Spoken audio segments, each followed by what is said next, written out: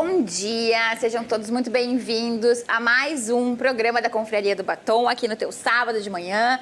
Mas tô animada, tô de laranja, aqui bem faceira, mas o nosso assunto hoje é de utilidade pública, né? E é para que termos cada vez mulheres mais fortes, preparadas e seguras. Porque, infelizmente, né, as estatísticas mostram que cada vez mais aumenta a violência contra a mulher, mesmo ali no lar, né? Feminicídios, enfim, se a gente for trazer aqui estatísticas, a gente já começa chorando, né? O quadro, a gente não quer isso.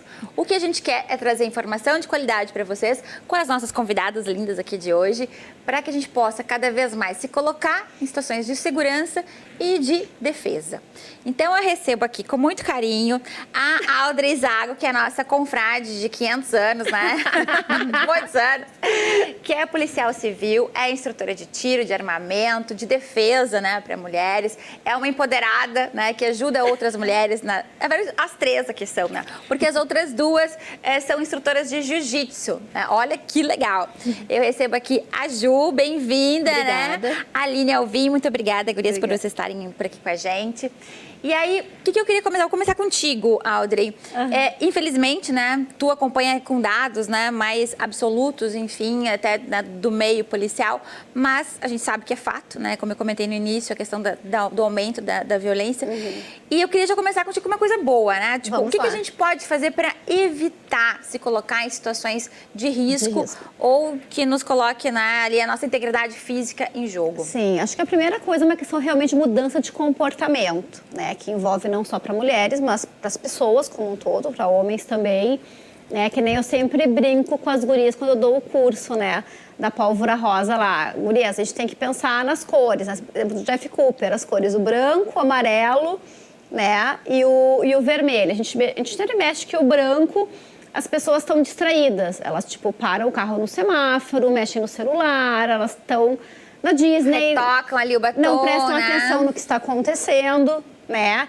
E o amarelo é quando a gente está relaxado, mas está alerta, vendo o que está acontecendo, né? E daí a gente tem o laranja, quando a gente consegue identificar o problema, e o vermelho, que daí o problema já aconteceu, né? Então, eu sempre dou um exemplo dentro da minha carreira, muitos anos atrás, onde o WhatsApp não existia, então não tem desculpa de WhatsApp, né? Que a gente estava numa vinda super movimentada de Porto Alegre, abordando assaltantes, estavam assaltando uma farmácia, colocamos eles na frente da farmácia, um dos guris estava revistando, a gente com a viatura atravessada, era uma Blazer na época, aquele giro árvore de Natal que eu chamo em cima, adesivada, caminhonete, polícia civil, e a gente estava abordando, os guris revistando, e nós dois apontando, eu e outro colega apontando a arma, né, ali cuidando, as pessoas cruzavam no meio, entre os assaltantes, nós baixávamos as armas, né, todo cuidado, regras de segurança, mas assim, as pessoas, elas estavam desligadas, estavam vendo o que estava acontecendo, por mais óbvio que tivesse pessoas olhando, sirene ligada, armas apontadas, as pessoas estavam no branco, elas não estavam atentas ao que estava acontecendo, né? E aí eu tenho vários episódios na minha vida pessoal, né, com ex-namorados, com... Gente, é várias situações, tu vai num restaurante fofinho, de casais, vê uma pessoa que tá, sei lá, tomando uma bebida no bico, achando que é um lugar de vinhos. Então, tipo assim, tu identificar o que tá de diferente. Porque quando tu identifica o que tá diferente, nem sempre precisa agir, tomar uma decisão de agir, mas tu pode levantar e ir embora. Sim. Tu pode pegar, levantar, ir embora e ligar 190 Brigada Militar. É que nem que tá dentro de um ônibus, é verão, todo mundo de alcinha, entra um cara de moletom, de jaqueta. Alguma coisa está errado. Tenho medo? Tudo certo, gente. Fugir também é uma ação positiva. Cara, entrou um cara estranho no ônibus, eu levanto, desço na próxima parada e ligo para a Brigada Militar e menciono, ó, o ônibus da linha tal, tinha uma pessoa, assim, com, sei lá, né, botando sarampo, né, morrendo de calor, porque tava todo mundo de alcinha, a pessoa de jaquetão. Então, é estar atento às coisas, não é viver estressado. Mas hoje em dia a gente precisa viver com uma atenção muito maior no nosso dia a dia. Sim. Desde ao caminhar na rua, ao parar com o carro, quem está em volta de mim, as informações que eu entrego também. Estou no elevador, sociais, né? redes sociais. Ai, tô jantando aqui, né? Gente, posta depois, né? Segurança orgânica, posta depois, um dia depois. né? Foi num lugar, posso depois que teve lá, já tá em casa, ninguém tem que saber que realmente tu tá lá ou não.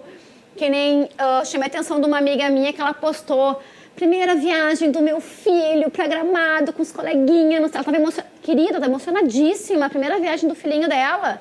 Cara, não posta esse tipo de coisa. Sim. Posta quando ele voltar de viagem, mas não que a criança foi viajar, tu entende? Não se coloque em risco, não se permita isso, né? Informações no elevador com pessoas estreitas falando lá que vai viajar, o que compra o dólar, que está indo para a Europa. Gente, evitem algumas coisas. São coisas tão pequenininhas, mas assim, ó, uma mudança de comportamento pode evitar um sequestro, pode evitar um assalto. Às vezes até sem querer, outra pessoa passa a informação para um terceiro, né? Comenta sem querer. Então, é muito importante ter esse cuidado. Tu comentaste que uma atitude, né, positiva é ocorrer, né, em determinadas circunstâncias. Mas, Ju, a gente pode também se preparar para enfrentar, né, determinadas circunstâncias. Como é que tu chegou, né, na luta e hoje, né, empodera mulheres dessa forma? E até que ponto essas situações que, né, postei, fiz tudo errado e cheguei numa situação de eu não fiz o que a Audrey disse e cheguei numa situação de perigo, né? Até que ponto é indicado, né, para uma mulher que já a partir de que momento dentro das artes marciais, e que tu falasse um pouco sobre o jiu-jitsu, né, que é a tua especialidade, ajuda as mulheres a se protegerem, né? Eu cheguei no jiu-jitsu por um acaso, né? Cheguei lá sem saber mesmo que eu ia fazer um jiu-jitsu. E quando eu cheguei lá, eu era a única menina.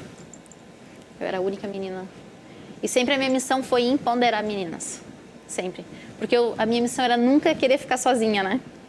Sempre. Que legal. E eu sempre fui agregando mulheres cada dia mais. E mais e mais. E a gente sofre muito em mulheres chegando e mulheres saindo. Isso é um fato. A nossa luta lá ainda é de agarração, né? De um contato físico, né? Como a Aline sempre fala. A gente tem um contato físico de querer se defender. Se a gente vai sofrer um assalto, se a gente vai sofrer um abuso, a gente vai chegar ali no contato físico, né? Então, aí, a gente teve ainda o curso do Pólvora Rosa. A gente teve um Pólvora Rosa Defense, né? E foi muito bacana. As gurias gostaram muito. A Audrey ficava com um pouco de meninas, eu e a Aline com mais um pouco. A gente separou a parte que era da linha de tiro e a parte que era de defesa pessoal, né, no curso. Então, foi bem bacana. Foi ótimo, né? A gente tentou explicar para elas não entrarem em desespero quando chegassem no abuso, né? Propriamente dito, se chegassem. Tudo vai ter um jeito, né? Às vezes ali, na hora do abuso, a gente demonstrar que está no clima, vai ficar muito melhor de sair, né? Então a gente mostrou algumas posições para mostrar que tem jeito. Claro que não foi em 3, 4 posições que elas vão sair que, não, a gente vai poder sair na rua agora, a gente vai poder se defender, né? Não era isso também que a gente queria passar. Mas a gente quer passar que se elas fossem, frequentassem, né? Vão poder sair com mais cuidado, vão poder sair sabendo que existe um jeito, né? Isso independe do porte físico, pode ser... Independente do porte físico. Pode ser uma mulher mais miudinha, mais magrinha e tal. Isso eu garanto, porque olha o meu tamanho, né? Não, mas tu faz... né? diferenciada. Eu geralmente sou a única mulher dos cursos operacionais que eu faço, muito difícil. Em 2021 eu fiz 17 cursos, em 2021, de tiros e operacionais, e em todos eu era a única mulher. No 1, eu era a única mulher, em todos os 16. Então, o que acontece? A gente vê que, independente do nosso tamanho, porte físico, a gente consegue resolver, consegue fazer as coisas, que tudo é jeitinho e tudo é técnica, treinamento. Né? Treinamento. Que nem a Ju colocou um pontinho ali nas meninas, né? Uma sementinha que elas precisam aprender a se defender. Mas ter a consciência que é possível, independente do meu tamanho, da minha altura, cor de cabelo, mas que eu tenho que seguir e treinar. Né? Isso é muito importante. E quando eu começo a treinar, isso se torna alguma coisa automática. Né? Até porque quando vai fazer um enfrentamento, uma defesa, tu vai estar numa situação de estresse, né? De nervosismo, enfim. Então, essa técnica tem que estar muito, né, ali aflorada. Tem que ser uma resposta, né? Tem que ser uma resposta. Tem que ser uma resposta. Porque 25% da nossa energia a gente gasta em atividade cerebral. Então, o que é automático, eu gasto menos energia, meu cérebro puxa o que é automático, que é mais rápido.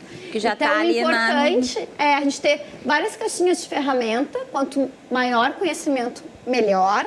Porque é melhor tu saber e não precisar do que tu precisar e não saber. Essa é a lógica. Né? Então, na verdade, a ideia é que a gente já tenha várias coisas agregadas na nossa vida de informação, de técnicas, de conhecimento. Pra, o que eu precisar, eu vou lá naquela caixinha de forma automática, gastando menos energia e buscar. Ah, a Audrey, bato no branco. Lembrei da Audrey, vou para amarelo, ficar mais atenta. É verdade. Ó, fui num show, deixei meu carro estacionado lá no 10º andar no estacionamento, vou buscar, tá escuro. Alguém vem e me pega pelos cabelos. Vou lembrar o que eu aprendi com a Ju, que eu venho aprendendo, né? Não só o que eu vi uma única vez. Então, isso é importante. Tem que ter uma resposta, né? Rápida, né? E se pensar que tá no momento de estresse, infelizmente vai ser um momento, né, ruim, né? Obviamente. No caso, as questões que as meninas colocaram em prática lá no Pólvora, né? Que a gente ensinou de início, assim, as questões de bloqueio, né? Pra te não gastar. Evitar que aquela situação aconteça, né? Porque no primeiro momento tu vai bloquear a pessoa para que ela não tenha o contato contigo, né? Mas assim, a gente sempre evita o segundo passo, mas sempre com atenção, tem que estar sempre em alerta, né? É aquela coisa, porque hoje eu bloqueei alguém que esbarrou em mim numa festa, mas ele pode voltar, então tu tem que estar sempre em alerta naquela questão ali. E até, Aline, eu queria chegar em ti, porque como a maneira, assim como a Ju chegou, né, lá com os meninos para treinar e tal, tu já, quando foi pro jiu-jitsu, já tinha, né, a Ju ali, mas o teu movimento de procurar a luta vem para uma questão pessoal, né, de violência. E queria se tu puder trazer um pouquinho disso, até porque, de repente, tem alguém nos assistindo, né, que pode se inspirar ou tá vivendo até uma situação como o da Aline. E depois eu vou pedir até para a Audrey fazer um serviço de utilidade pública aqui, né, de encaminhamento. Mas se tu puder compartilhar com a gente o porquê que tu chegou no jiu-jitsu, né? E como, literalmente, como a gente comentou antes, né? Virou a página, graças a Deus. Exatamente. Esse ano fazem 10 anos que eu treino jiu-jitsu, né? E sou faixa preta. E treino porque a questão que me levou a procurar o jiu-jitsu foi porque eu tive um relacionamento abusivo de 7 anos. E quando eu me vi, né, livre daquilo, tipo, eu tinha muito medo que acontecesse novamente, né? Porque tiveram fatos, assim, tipo, de me perseguir, questões, assim, de ir até meu trabalho e coisas assim. E daí eu comecei a pensar assim, sempre gostei... Desculpe, teve violência física, algum tipo de abuso? Teve violência durante os anos, sim, assim, teve algumas questões. E a mulher, às vezes, ela não consegue se ver livre daquilo, né? É bem complicado, assim. E hoje em dia a gente tem até... perto, próximo, e a pessoa não tem coragem de abrir aquilo, né? É bem complicado, assim. Mas quando a página vira, nossa, assim, é outra libertação. vida. Isso, é outra vida. E aí foi que me levou a procurar o jiu-jitsu. Aí procurei uma academia, né? Eu tinha um amigo em comum que treinava já, foi quem me levou para treinar, onde eu treino hoje em dia, né? E fui em busca da minha defesa pessoal, né? Até, graças a Deus, não precisei usar. Que até bom. Então, nunca precisei. Mas é o tipo de coisa que é melhor a gente saber, melhor a gente ter ali a técnica bem apurada. Exatamente. Tem que saber, mas não precisa botar em prática, né? E essa questão aí, depois coloquei o jiu-jitsu como se fosse o meu amor, assim, né? Porque eu me identifiquei muito. Eu treino numa academia onde praticamente eu sou a única mulher, né? E eu alcancei o meu respeito e tudo mais lá, me empoderei e tal. Hoje em dia eu tenho uma turma feminina de jiu-jitsu. Que legal. Né? Tento sempre empoderar outras mulheres, inspirar elas. Tenho grandes inspirações no jiu-jitsu, também temos grandes mulheres aí, né? E É isso aí. E vocês trouxeram, né, como são representantes muito importantes do esporte, né, aqui, e também como uma forma de defesa, que outras artes marciais, gurias, a gente poderia recomendar para quem está em casa, que também é uma forma de defesa e para a mulher especialmente? Vocês sabem de alguma que pudesse também, para quem de repente não gosta do jiu-jitsu, não se identifica, buscar uma outra forma de, com movimentos, né, com o próprio corpo, evitar, fazer bloqueios, enfim? O Muay Thai, eu acho que é uma arte marcial. Está se destacando muito. E tem bastante mulher praticando, né? Muita. Acredito que tem até mais mulheres no Muay Thai do que no Jiu-Jitsu, né? Porque o Jiu-Jitsu tem aquele conceito de o contato físico, né? Por ser um esporte de alto rendimento também, a técnica, a parte física é muito puxada e as mulheres acabam tendo aquela relutância, assim, né? Então elas procuram uma outra arte que tenha mais a questão, até porque é em pé também, grande parte, né?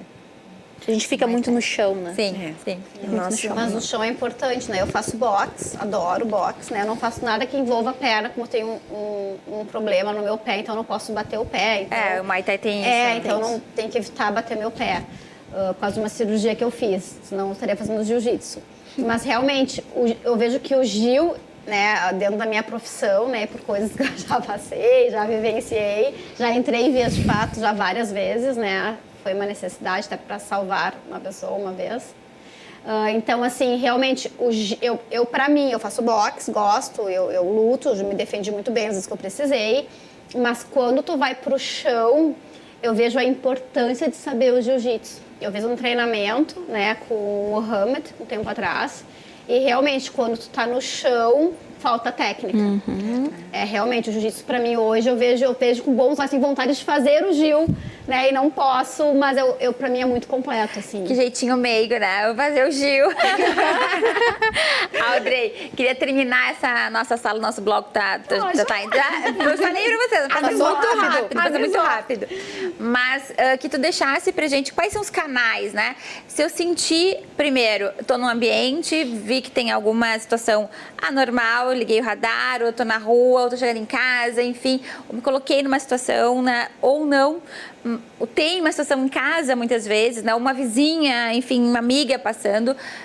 Quais são os canais hoje indicados, os canais oficiais de você buscar ajuda junto à polícia? Claro, primeira coisa, 190, né? O telefone da Brigada Militar, cai numa central, qualquer emergência, gente, ligue pro 190, o pessoal é ótimo.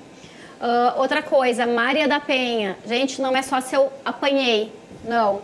A parte da Maria da Penha é perseguição, ameaça, violência verbal também é uma violência e é muito agressivo, né? Causa um dano, às vezes irreparável, né? O trauma psicológico. Então, assim, para registrar a Maria da Penha, em Porto Alegre temos Delegacia da Mulher, em várias cidades do interior tem Delegacia da Mulher. Se não tiver a delegacia mais próxima da sua casa, pode registrar e deve registrar a ocorrência policial, né? E uma coisa assim, ó, tipo, será que eu tô exagerando? Pensa se fosse tu contar essa história para tua amiga, se fosse, na verdade, desculpa, se fosse a tua amiga te contando essa história, o que tu falaria para ela? Falaria para ela registrar a ocorrência, por que tu não te empoderou ainda para registrar a ocorrência? Chama a tua amiga ou um amigo da tua confiança e vai junto registrar, porque a gente sabe que é difícil, tem que ter coragem, não é fácil registrar uma Maria da Penha, uma ocorrência policial, mas assim, ó, estou em perigo, 190, vai numa delegacia, registra a ocorrência, tem que tomar uma atitude. Não dá para deixar as coisas evoluindo, porque dá o passo a passo, né? Sim. É o empurrão. É a crescente, né, da violência. É a ameaça verbal, é a perseguição. Então, a gente não pode deixar chegar no fim. Né? A gente tem que cortar o mal pela raiz, realmente se afastar. Eu acho que isso que a Audrey comentou aqui finaliza bem aqui, tomar uma atitude, né? Seja a atitude de me empoderar, né, e saber lutar, saber me defender, bloquear, enfim, espero nunca precisar, mas fazer isso, buscar outras formas, né, de defesa estar, né, sabendo ali facilmente onde tem uma delegacia da mulher, estar atento, inclusive, às amigas, né? E ajudá-las nesse sentido, a dar passos que muitas vezes sozinhas elas não vão fazer, né? Ou não vão perceber os sinais, porque violência não é, como a gente falou, só física, né? Tem uma série de outras violências. Então, eu acho que é isso, tipo, é estar alerta, né? É o tomar iniciativa, é o estar aberto a acolher, né? Encaminhar também pessoas conhecidas e colocar-se em segurança, né? Que eu acho que é o mais importante para todas nós. Gurias, muito obrigada, né? As 3 empoderadas aqui nessa sala hoje. 4, porque eu me incluo também, sou empoderada. Isso aí. Obrigada pelo convite. Ai, é um prazer recebê-las aqui, gurias. Então a gente termina, né, esse bloco. Vem agora um intervalo comercial bem rapidinho e acompanhe aqui, siga nos acompanhando, porque o programa recém começou, né? E tem muita coisa boa por aqui.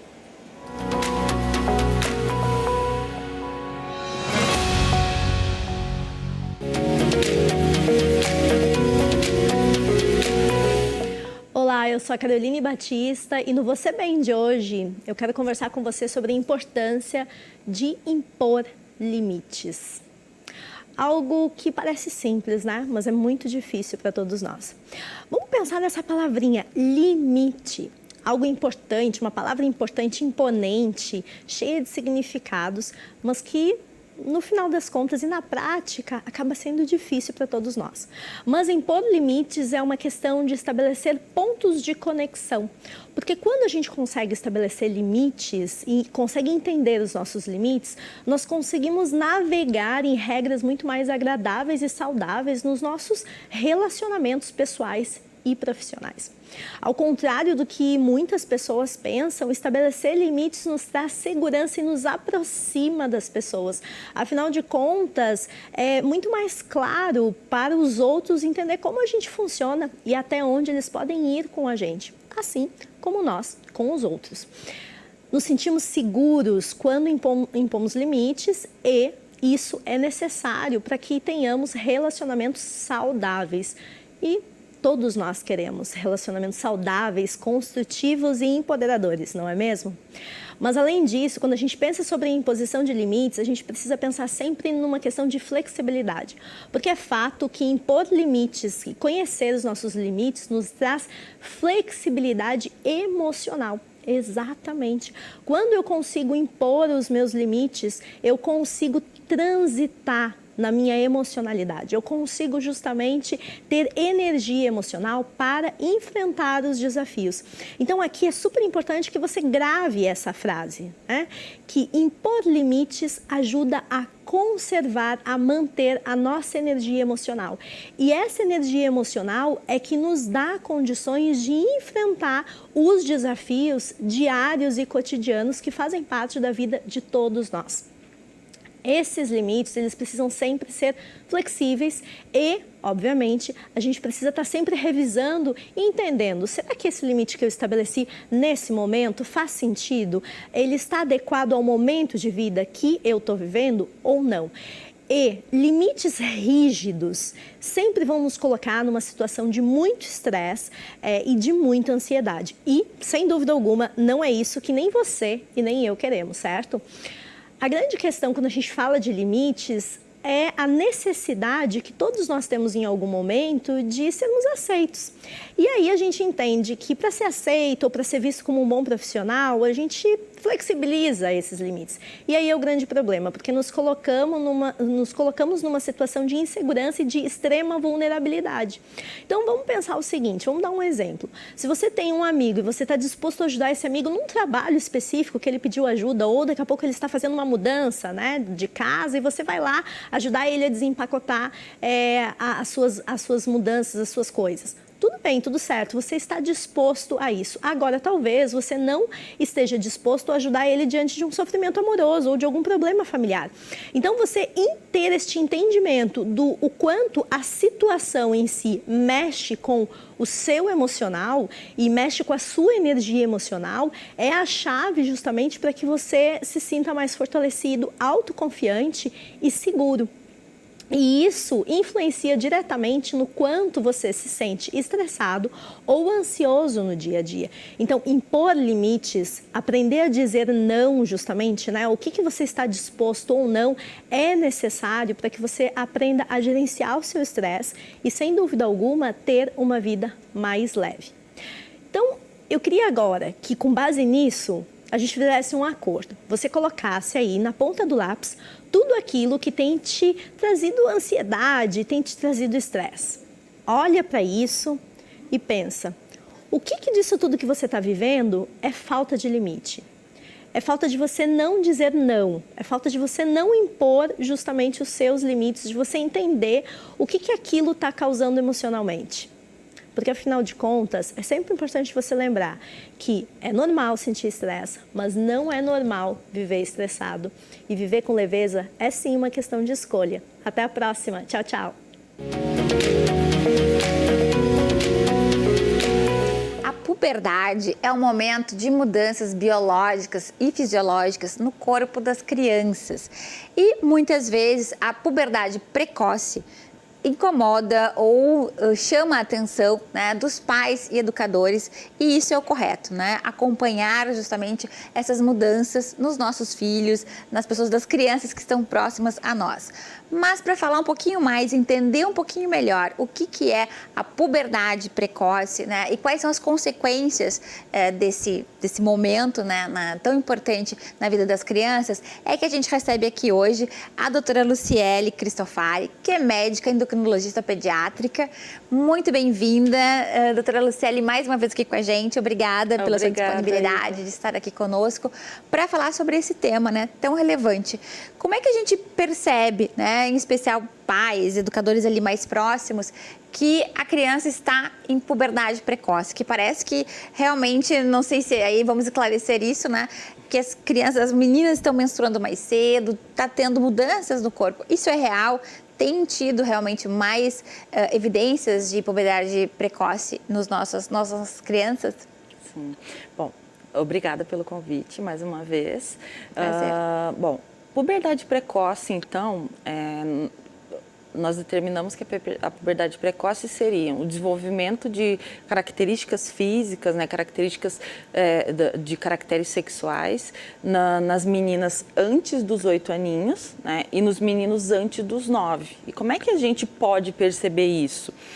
Os pais, enfim, ou os cuidadores mais próximos da criança devem perceber se a menininha, por exemplo, começa a aparecer peitinho antes dos 8 anos, né? Se começou a aparecer pilificação, pelinhos na genital ou axilar. Também outro sinal de que tem uma ativação hormonal precoce, se a criança começa com odor, cheirinho embaixo do braço, um odor axilar, acne, né, um cabelo mais oleoso. Então isso tem que chamar atenção, porque sim, pode ter algumas consequências para o desenvolvimento dessa criança. No menino, né, a gente fala que puberdade precoce seria o desenvolvimento desses caracteres antes dos 9. Então, pelinhos, pilificação na região genital, na região axilar também, né? Mesma coisa, odor axilar, acne, enfim. Tem que ficar atento a esses sinais. O primeiro sinal de puberdade na guriazinha é o surgimento da mama, né? Normalmente, a puberdade que leva a menina a menstruar cedo, né, é o surgimento de mama, e ela também começa a crescer muito rápido. A família percebe que, nossa, começa a trocar roupa muito rápido, então isso é um sinal de que deve estar se desenvolvendo antes do tempo. O menino é um pouco mais difícil de ver, porque o primeiro sinal de puberdade do menino é o aumento do volume do testículo, né? E um outro questionamento que tu me fizesse é se as meninas têm menstruado mais cedo. Sim, as meninas... Isso é real. Isso é real. Se a gente for ver lá no final do século XIX, né, nossas tetravós, enfim, elas menstruavam lá por volta dos seus 16 anos, 17 anos. E hoje em dia a média da menstruação, que é a menarca, a primeira menstruação, está em torno dos 12 anos e pouco. Então, realmente as meninas têm menstruado mais cedo, e existem algumas teorias, algumas explicações para isso. né? A gente sabe que com o desenvolvimento industrial, as pessoas têm tido acesso a muitos produtos industrializados. Os alimentos. Alimentos, né? Os alimentos industrializados, enfim, outros cosméticos, enfim, outras substâncias que podem afetar isso daí. E outra coisa bem importante, o acesso ao alimento e esses alimentos industrializados, que normalmente alguns deles, né, têm um excesso maior de caloria, faz com que as crianças ganhem peso. E a obesidade, ela está relacionada à antecipação da puberdade. E isso a gente tem visto bastante frequente, inclusive agora, depois do período de pandemia, né, que a gente tem vivido, na verdade, uma epidemia de obesidade infantil. E alguns estudos já mostraram que agora, pós-pandemia, as crianças ganharam mais peso pela questão toda de ficarem isoladas e tem alguma coisa já mostrando que aumentou o índice de puberdade precoce. Porque para a criança tem consequências, né? Até sociais. Com certeza, sociais, psicológicas, né? Porque a criança vai começa a se desenvolver o corpo de mulher, mas é uma cabecinha de criança. Sim, né? ainda quer brincar de boneca. Exatamente. Então, isso pode causar para a criança algum probleminha aí psicológico em relação aos seus, né? Aos amiguinhos, porque ela é diferente dos amiguinhos, da maioria deles, pelo menos, né? Bom, e tem uma forma de evitar, doutora Luciele, a puberdade precoce? Bom, evitar, eu diria que o melhor seria acompanhar, né? Fazer esse acompanhamento. A gente sabe que as crianças obesas têm uma tendência maior a antecipar, mas as magrinhas também podem fazer puberdade precoce, né? Então, se tem na família uma história de uma mãe, ou da avó, da irmã que menstruou muito cedo, antes dos 10 aninhos de idade, tem que ficar de olho, porque essa criança tem mais chance de menstruar mais cedo, né? E assim, sempre a gente orienta fazer acompanhamento com o pediatra. Se a família não foi capaz de detectar esses sinais precocemente, o pediatra é o médico, né, o responsável por detectar isso e encaminhar para o especialista. Ok. E para a gente finalizar, alguma recomendação para a família? Então, além dessa questão do acompanhamento, o conversar, porque a gente estava falando até, saltei, né, o como evitar, mas saltei por um aspecto importante que é o social, e da família conversar com a criança, porque é um momento diferente, né? Sim. Do corpo, enfim, das comparações e tal. Entraria como uma recomendação para a família, além do acompanhamento médico, também um acompanhamento de conversar, e se for o caso até com um acompanhamento psicológico? Sim, não, sem dúvida, né? Especialmente se a gente não conseguir tratar ou não tiver como tratar, né? Às vezes a criança vai continuar desenvolvendo seus caracteres e isso pode realmente causar algum sofrimento para esse adolescente, essa criança. Que é o que a gente nunca quer, né? Que os nossos pequenos sofram. E só complementando, não só as questões psicológicas, assim, né, que a puberdade precoce desencadeia, mas também uma outra questão muito importante é a questão da altura na vida adulta, né, que pode estar bem diminuída nessas crianças, e existem várias causas, né, de puberdade precoce.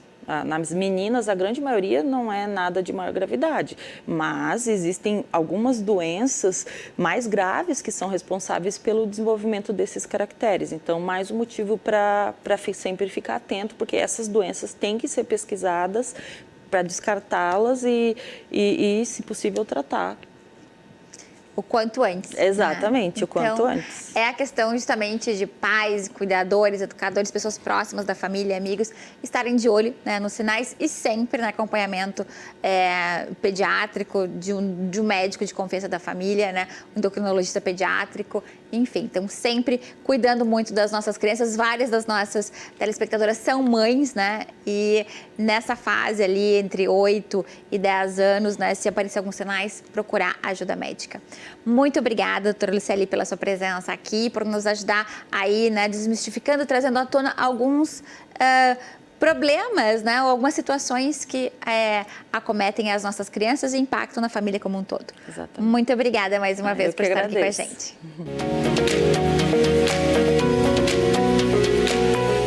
conflitos. Infelizmente, isso faz parte da natureza humana e está presente na nossa vida, inclusive no nosso dia a dia empresarial, profissional. Então, para falar sobre isso, como é que a gente pode minimizar os efeitos negativos, inclusive na gente mesmo, eu recebo aqui hoje nesse nosso quadro Carreira e Negócios a Valéria Santoro. Valéria, muito obrigada por estar aqui com a gente. A Valéria é mediadora de conflitos, é consultora empresarial, especialista em comunicação. Obrigada, Valéria, por estar aqui com a gente. Então, é fato mesmo, né? Tipo, não tem como, o conflito faz parte, está no nosso dia a dia, Valéria? Faz não tem parte. como imaginar uma vida totalmente sem conflitos? Não tem. Bom, primeiro, muito obrigada por me receber. Um prazer. É um prazer estar aqui conversando contigo, com todos. Realmente, olha, o conflito faz parte do nosso dia a dia. Ele faz parte da gente, né? Nós somos seres conflitados, a gente tem conflito conosco mesmo. a gente mesmo. Então, não tem como, né? Então, assim, não vamos pensar que nós vamos ter uma vida, ou podemos imaginar uma vida completamente sem conflitos. É uma ilusão. Paz não é uma vida sem conflitos, né? Paz é como nós vamos colaborar para resolver, para transformar esses conflitos da melhor maneira possível. Então, e o conflito não é negativo por si só. Ele é uma oportunidade de enxergarmos uma situação que precisa ser transformada, que precisa ser modificada. Então, em sermos criativos, pensarmos formas criativas de lidarmos com um processo de escassez, por exemplo, ou, como eu disse, de transformação. Como é que uma solução boa que contemple a minha necessidade e a necessidade do outro, tá aí a chave, né? Não é como eu quero. Porque às vezes eu chego ali, né, eu na mesa de mediação, por exemplo, tem que renegociar um contrato. Então, conflito, as duas partes não estão conseguindo negociar diretamente, vem para uma mediação. Aí um já chega, não, eu sei como é que eu quero, eu sei como é que é a solução. A solução é assim, tu me entrega, eu vou te pagar daqui 30 dias e tá tudo resolvido. O outro também tem a sua solução. Não, eu não tenho como te entregar nesse prazo, eu preciso de mais prazo, mas tu já me paga, porque é o que está no contrato. Né? Então, cada um tem a sua solução e estão aferrados naquilo e só veem aquilo como possível. Então, a melhor solução é aquela que, conversando, contemple os interesses de todos os envolvidos. Esse é um ponto importante. Na tua fala se percebe a questão da importância justamente da comunicação e da flexibilidade e da empatia. Poderia ter esses 3 elementos, Valéria? Com certeza, Iva, muito importante a empatia. Porque é muito importante, assim, tu te colocar no lugar do outro. Essa é uma frase chavão, mas ela é simbólica para que a gente consiga, assim, colocar na prática, né, o que eu estou dizendo por empatia. Mas é um interesse genuíno pelo que o outro está dizendo. É um interesse genuíno pela história do outro, por eu entender, assim, de onde vem aquele argumento, de onde vem, o que ele precisa, por que ele está dizendo aquilo, o que o motiva. Então, nesse caso simples, assim, do contrato, né? Deixa eu entender, por que tu precisa que seja entregue exatamente nesse dia? Né? Qual é a tua real necessidade? É o esmiuçar, inclusive, a comunicação, né? Isso, é aprofundar na comunicação dos dois lados, não só de um lado só, mas entender com mais profundidade da onde vem aquela história, né? O que está por baixo só daquele pedido. Então, eu tenho um pedido de um prazo mais curto, mas vamos entender por quê. O que eu posso fazer para atender aquele pedido e o que o outro pode fazer por mim também para facilitar e compor. Então, sim, uma comunicação melhor, mais empática e mais aprofundada, que aí sim compõe os interesses de todos. Então, por isso tudo, tu vê que o conflito por si só, ele não é negativo, ele não é destrutivo, ele não é ruim. A maneira como nós escolhemos lidar com os conflitos é que muitas vezes, ou algumas vezes, toma caminhos destrutivos, caminhos de ruptura de relações. Mas muitas vezes assim, é por falta do treino do diálogo, por falta desse treino da empatia que tu colocaste muito bem. Um aspecto que me ocorre também é a questão do gerenciamento emocional. Né?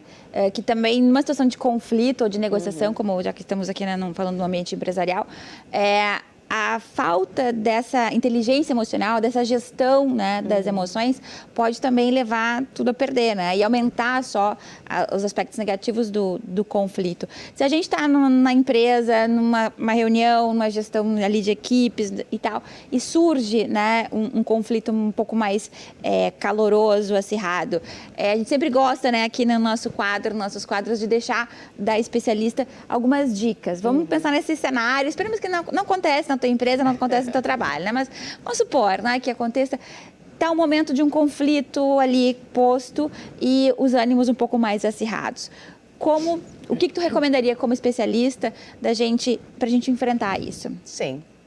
Olha, primeiro que sempre, né, por trás de qualquer CNPJ sempre tem um CPF, sempre tem pessoas, né? Então isso a gente, mesmo numa mediação, bom, é uma mediação empresarial, mas nós estamos lidando com seres humanos, com pessoas, então a emoção é sempre constante, é sempre uma constante.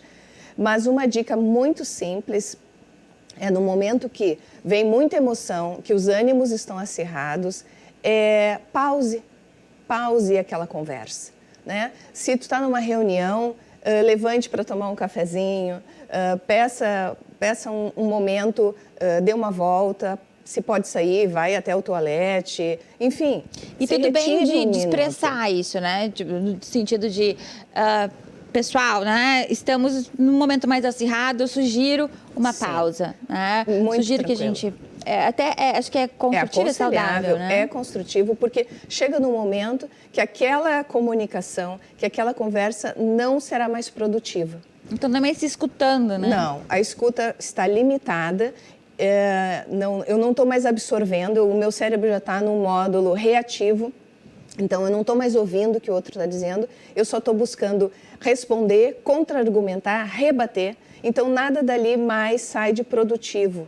Né? Eu não estou mais considerando os interesses do outro, meu nível de empatia caiu muito. Então, se eu sou o líder de um processo desses, eu posso muito bem dizer, bom, gente, acho que esse é o momento adequado de nós fazermos uma pausa na reunião, né? Vamos, cada um sai, toma o seu café, dê uma volta no pátio. Para, inspira, respira. Exatamente. Né? Retomamos daqui meia hora ou retomamos amanhã. Que até é melhor, conforme. Né? Melhor. Né? Vamos todos pensar, vamos respirar, vamos oxigenar o cérebro, façam outras atividades, não vamos mais tocar nesse assunto, né? Vamos adiar. Retomamos a pauta amanhã e aí sim podemos partir de outro âmbito de perguntas até, porque outros questionamentos podem surgir. E aí sim, como eu disse, soluções mais criativas podem vir à tona. Que bom, que bom. Olha, essa parece uma coisa tão simples, né? Mas essa parada, né? O respirar, o circular, ouvir outras pessoas, tirar, né, o foco, é algo super importante e viável da gente fazer. E aí, não só no empresarial, que está no quadro, né, do Carreira Negócios, mas também, seja na família, com amigos, enfim, é uma dica preciosa. Muito obrigada, Valéria, por estar aqui com a gente. A gente dá uma pausa também, então pode levantar e ali tomar um cafezinho. Depois tu senta aqui e continua vendo aqui o nosso programa, que está cheio de coisa legal. A gente vai para o intervalo e volta já já.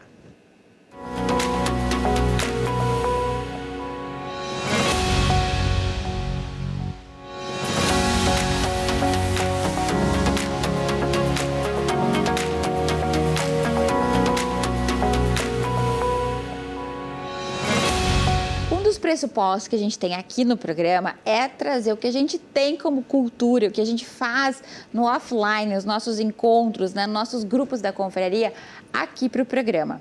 E já fazia um tempinho que eu queria trazer uma prática que nós temos na confraria, que é o celebre as suas conquistas. O que é isso? A gente incentivar as mulheres, não só da confraria, mas as mulheres que estão à nossa volta, família, amigos, colegas, enfim, a reconhecerem e verbalizarem, compartilharem as suas conquistas, independente de que tamanho, que proporção elas tenham. Pode ser conquistas, né, relativamente pequenas para os olhos de alguns, ou conquistas grandes, né? Então, entra aqui uma questão que não importa o tamanho da tua conquista, celebre, né? Compartilhe, até porque ela pode, e esse é um dos intuitos, né? Servir como inspiração para outras mulheres, para que elas vejam, se ela pode, eu também posso, como é que ela fez, vou lá saber qual foi o caminho que ela traçou. Então, também dessa importância da gente reforçar que nós, sim, somos capazes, merecedoras e podemos, mas também que de maneira muito amorosa a gente possa inspirar outras mulheres. Então, eu queria estrear esse quadro e vou ter uma pessoa aqui muito especial comigo hoje, que vai compartilhar, até porque ela trabalha também com isso, ela trabalha com autoconfiança. A gente bateu um papo antes sobre a importância de reconhecer as conquistas para a construção da autoconfiança ou de uma confiança alta. E aí eu digo, tá, então tu vai ser a primeira, vai estrear aqui com a gente justamente esse momento de que a gente convida todas vocês a mandarem os seus vídeos, a estarem aqui com a gente, né, nos estúdios para compartilhar conquistas pequenas ou grandes. Eu recebo aqui para estrear esse quadro a Cris Caleiro, que é mentora de mulheres. Cris, muito obrigada, né, por topares aqui compartilhar. E aí, o que eu pedi para a Cris foi para que ela escolhesse, literalmente, uma conquista, né, pequena ou grande, eu não sei o que ela vai falar aqui, mas que representasse isso para ela, né, para o momento dela, para o contexto dela, uma conquista que ela reconhece e que ela gostaria de compartilhar aqui conosco. Cris, o que tu pensou aí que tu poderia compartilhar com as meninas para estrear o quadro aqui com a gente? Ai, adorei a estreia do quadro, já estou amando. Então, assim, uma conquista que eu celebrei, que eu celebro muito, é a participação no livro, que era um sonho, escrever um livro. E aí eu fui convidado o ano passado para fazer parte de um livro que é Conquiste o Mundo, e aconteceu o lançamento do livro agora, em dezembro. Então foi incrível, assim, foi uma conquista. O sentimento que eu tive no dia do lançamento do livro foi algo inexplicável, assim. De olhar o vídeo eu fico emocionada, porque colocar ali o meu conhecimento e poder chegar em mais pessoas através da escrita, e é a coisa mais linda poder fazer isso. Era um sonho e eu realizei, eu consegui, né? Então muito bem, aplausos. E eu celebro e recebo, eu sempre falo, é muito legal quando você celebra essas conquistas, falar eu recebo. Que daí você está dizendo que você está aberta para receber ainda mais. Que bom, que lindo, que lindo. Parabéns, Cris, por essa conquista. Tenho certeza que várias outras. A Cris tem isso como hábito, eu também tenho isso como hábito.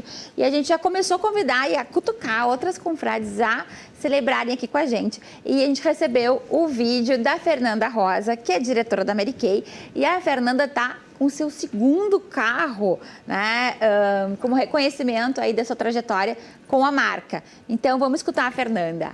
Olá, me chamo Fernanda, sou consultora e diretora Mary Kay, fiz transição de carreira há 8 anos atrás, sou contadora de formação e decidi empreender no ramo da beleza. E o resultado disso, um resultado de muito trabalho, de muito aprendizado, de muitas escolhas.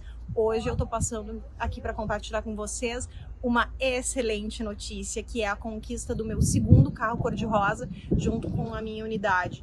É muito mais do que um carro, ele é um símbolo da força do empreendedorismo feminino, da força da mulher, que sim, nós podemos ser quem nós quisermos, e a gente pode conquistar o mundo. O céu é o nosso limite. Então, mulheres, acreditem no potencial de vocês, acreditem nos sonhos de vocês e não deixem que ninguém digam que vocês não são capazes, porque ninguém para uma mulher altamente determinada. Um beijo. Que linda, Fernanda, parabéns, querida. E fica o convite aqui para que você, sem julgamentos, né, mande o seu vídeo de até 1 minuto, compartilhando com a gente alguma conquista que tenha tido. Mudou de hábito, bateu uma meta, terminou um curso, ficou grávida, enfim, o que era importante para ti, que tu te acha merecedora e que pode inspirar outras mulheres, manda pra gente. Tem aqui o QR Code com o nosso Instagram, pode ser por ali, pode ser pelo nosso e-mail, que também está aqui embaixo. Enfim, do jeito que você conseguir se comunicar com a gente, mande o vídeo se identificando, né, obviamente, que a gente compartilha por aqui e ajuda a inspirar outras mulheres também a conquistarem cada vez mais os seus desejos, o seu lugar no mundo, inspirar outras.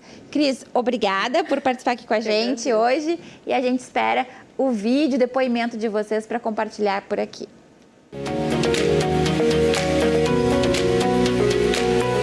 Verão, solzinho por aí, mulheres com os corpos, né, aparecendo, seja de biquíni, de shortinho, de maiô.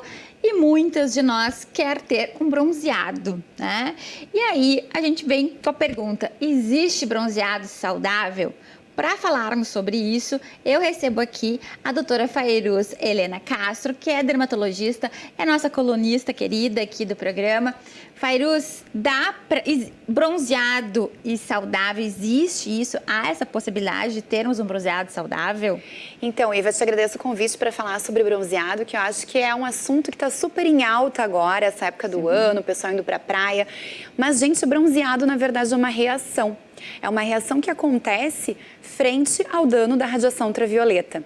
E as nossas células, no intuito de protegerem a pele, principalmente os melanócitos, produzem um pigmento que gera uma cobertura na nossa pele, e esse pigmento ele vai proteger o nosso DNA celular contra a ação dos radicais livres, contra a modificação que pode levar ao surgimento de câncer de pele, surgimento de manchas, de rugas, enfim. Ele acaba fazendo uma camada protetora. Então, gente, se a pele está bronzeada, ela sofreu algum tipo de dano. Agora, é claro, a gente gosta de ficar com uma corzinha, a gente gosta de ter, né? Assim, aquele tom que dá uma carinha de saúde. Então, assim, o que a gente pode fazer? Tem como a gente fazer sem que isso seja uma agressão necessariamente para a pele? Tem. A gente pode, né, ir para o sol em horários em que a radiação ultravioleta, principalmente do tipo B, não é tão intensa. Vamos lembrar a pessoa de casa, né? Nunca é demais esses horários. Então assim, gente, das 10 da manhã até as 4 da tarde, evitem uma exposição muito intensa. Vocês podem ir para o sol com filtro solar, a gente acaba tendo bronzeado também e também temos produção de vitamina D.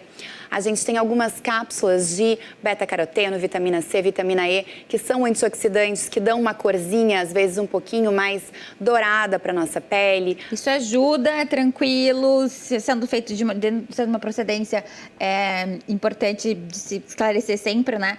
De uma marca conhecida, de uma farmácia de manipulação de confiança.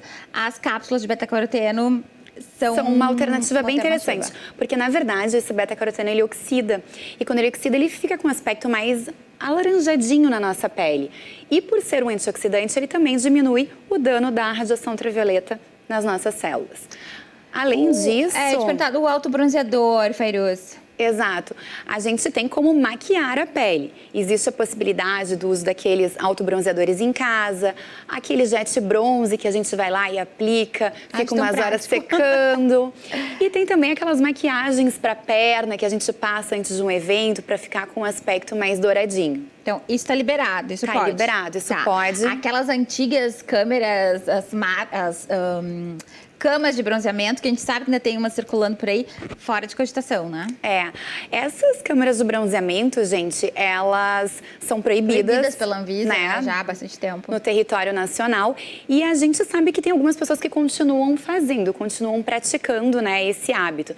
Só que a intensidade é muito maior que da exposição solar. Então, a gente acelera todo o processo de envelhecimento da pele, a gente quebra colágeno, a gente tem a formação de rugas, de manchas e aumentamos o risco de câncer de pele. Então esquece, né? Literalmente esquece. A Anvisa já deu o recado, né? Então há a possibilidade de termos algumas, né, alternativas para ter aquela corzinha, né? Se você gosta, mas sempre com muito cuidado, em especial os horários de exposição, né? E evitar alguns subterfúgios aí que não tem nada a ver com pele e com mulheres saudáveis que somos. Muito obrigada, doutora Fairuz, por mais esse esclarecimento aqui com a gente hoje sobre bronzeamento.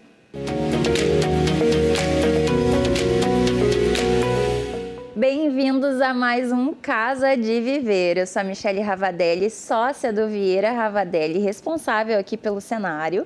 Minha sócia, Gabriela Vieira. E hoje nós vamos falar sobre Casa de Viver Segura, um assunto muito importante. Como os nossos lares estão preparados para o decorrer da nossa vida, da nossa maturidade, do nosso amadurecimento.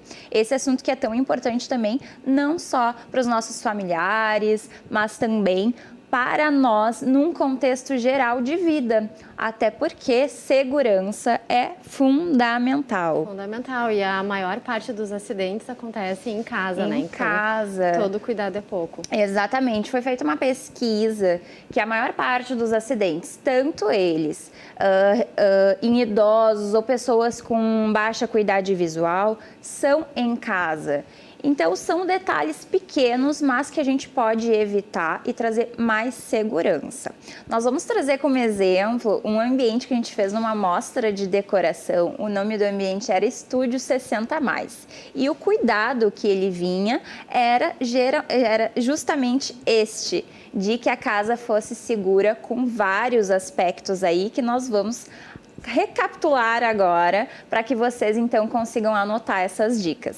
Sim, o ambiente ficou lindo, tive a oportunidade de visitar e aí sim a gente abordou aí nessa visita, né, Mi, todos esses aspectos que prezam então a segurança dos usuários. Então aqui hoje nós preparamos o top 3 para falar, para linkar então e ajudar vocês aí com dicas na sua casa. Iniciando então pela iluminação indireta presente nos rodapés do ambiente. Vocês podem observar então que essa iluminação, ela é uma iluminação difusa, né? Ela tem a funcionalidade aí, claro, estética, que fica um charme, né? Iluminação indireta, a gente adora usar no rodapé, mas nesse caso tinha uma questão aí funcional, que era balizar então o usuário até o banheiro, por exemplo. Então, fazer com que o usuário se deslocasse de forma segura dentro deste ambiente. Isso porque uma luz indireta, o que acontece? Os nossos fotorreceptores, né, não visuais, eles estão na parte inferior do nosso olho. Então, quando nós... É aquela coisa, né? A natureza ela é muito sábia. O sol está acima. Então, quando o nosso organismo recebe a iluminação do sol, ele entende que é o momento de despertar. E com esse posicionamento da iluminação no rodapé do ambiente, o nosso organismo não entende que precisa despertar, né? Então, é uma iluminação segura, e no sentido de conduzir o usuário pela casa de forma segura, olhando então o que está sendo iluminado, o que está ali dando a segurança para poder dar o passo de forma mais segura, né? E não desperta aí se tratando na questão hormonal, né? Então, porque o sono... Aí dá para continuar aquele soninho da beleza, né, Mia? E uma característica também dessa iluminação indireta é que pessoas com baixa acuidade visual ou deficientes visuais, e isso também é uma característica comum no decorrer da idade, a gente vai ficando com a nossa visão mais debilitada, é que ela não cria ofuscamentos, que o ofuscamento também faz com que ocorram mais acidentes, em função de que vai olhar para a luz, ela dá o ofuscamento e a pessoa pode se sentir até com mal-estar ou com alguma característica assim de visão realmente... de ofuscamento, né? Ele atrapalha ali, aí dá o desequilíbrio e pode vir a cair. Exato. Então, mais uma vantagem da iluminação indireta. Além de estética, ela cumpre essas funções aí de segurança. E a gente adora. Característica dos nossos projetos ter iluminação nos rodapés. Sim, e hoje a fita de LED ela vem aí, então, para trazer esse auxílio para nós, né, que ela é maleável, de fácil instalação, então tem todas essas características também, tanto de manutenção também, quanto financeira e de instalação. Exatamente, exatamente. E o top 2? Top 2, nossa lista. O top 2. Tô com a minha cola aqui, tá, Gabi? Tá, não, tranquilo. São as nossas ergonomia, né? Ergonomia. Inclusive, uma das características do nosso curso de design de interiores é que nós temos uma cadeira voltada para a ergonomia de interiores. Então, realmente, o design de interiores é bem específico para interiores. Diferente de uma faculdade, por exemplo, de arquitetura, que vai explorar realmente o arquitetônico, o design de interiores explora interiores. Na cadeira de ergonomia, a gente aprende, inclusive, as metragens ideais dos móveis, as dimensões. Então, isso tudo... né? Isso. Deixa eu acelerar aqui, Gabi, que já estão falando que tá acabando. Ai, meu Deus, corre. E, então, essa questão da ergonomia, ela veio através desse ponto forte na cozinha, que era a ausência dos móveis superiores, que também é uma grande incidência de acidentes, porque o que acontece? Tem um utensílio lá no armário superior, ou a pessoa dá um pulinho para pegar, ou sobe numa cadeira. Então, fazer com que todos os armários fiquem inferiores para que se tenha o alcance melhor é o ideal. Mais prático, né? Top Mais 3, fácil. bora! Ai, meu Deus, corre, corre, corre. As linhas orgânicas, né? Que foram o destaque aí desse projeto. Foi o ponto Lindo, forte né? do projeto. Quem entrava no ambiente elogiava. Ai, que lindo, né? Essa onda, essa continuidade ali das linhas. Então, as linhas orgânicas, aí eu vou puxar um pouquinho a questão aí da neuroarquitetura, elas são mais convidativas. O nosso cérebro, ele entende que é uma linha mais segura, né? Porque se a gente está tratando de uma linha reta, pontiaguda, o nosso cérebro entende que é perigoso, eu posso me machucar. Então, a linha orgânica, ela é mais flexível, ela é convidativa, ela convidava as pessoas a entrarem no ambiente e caminhar ali, passear. Então, usem e abusem das linhas orgânicas aí na casa de vocês, mais no sentido aí da segurança, né? Exato, mais uma vez segurança e estética juntas. Dá tempo de falar do bônus? Vou falar do bônus, tá? Dá sim, dá sim. Dá sim. Uma das características também desse ambiente, deixa eu até explicar que esse ambiente foi assinado por mim, pela arquiteta Monique Mello. A Gabi entrou na sociedade do escritório um pouquinho depois, apesar de nós nos conhecermos... em outros carnavais. A sociedade foi oficializada depois da Mostra Elite. E o bônus, vejam só, um dos acidentes também não é só por queimaduras, tá? Mas por esquecimento é no fogão. Então, um cooktop por indução, ele te permite que tu deixe as coisas lá sem que elas queimem. Tu pode colocar a mão no cooktop, não vai queimar. Então, tanto para idosos também, mais uma vez, como para deficientes visuais e até mesmo para crianças, ele traz mais segurança. Dá tempo de mais um bônus? Dá, eu acho que sim, né? Rapidinho. Botão antipânico, um dos benefícios da automação. Um botãozinho antipânico do lado da mesinha de cabeceira. Aciona o botão antipânico, dá direto para o celular do primeiro familiar. Isso também já existe no piso. Queda, caiu no chão, o chão identifica ali, através da automação, a queda e também vai no celular do primeiro filho. Legal, então, né? muitos artifícios aí para que tenha realmente uma casa de viver segura. O design é aliado, né? As questões todas funcionais e estéticas da casa, obviamente. Então tá, encerramos por aqui. Obrigada pela presença de vocês. Esperamos que tenham gostado desse assunto que é tão importante, né? A segurança é sempre bem-vinda e vai sempre falar aí juntamente com a questão estética e simbólica. Temos ainda o trio aí Todas as simbólico. memórias afetivas, né? Ali aliadas à segurança. Muito obrigada e até o próximo sábado. Até mais.